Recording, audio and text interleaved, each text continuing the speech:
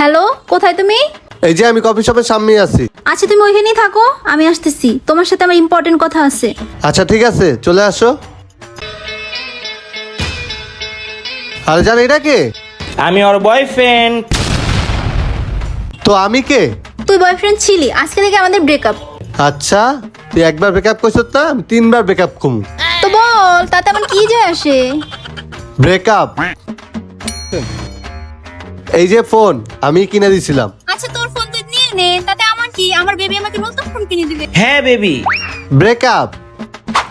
আরে আমার ব্যাগ কোথায়? এই ব্যাগটাও আমি কিনে দিছি।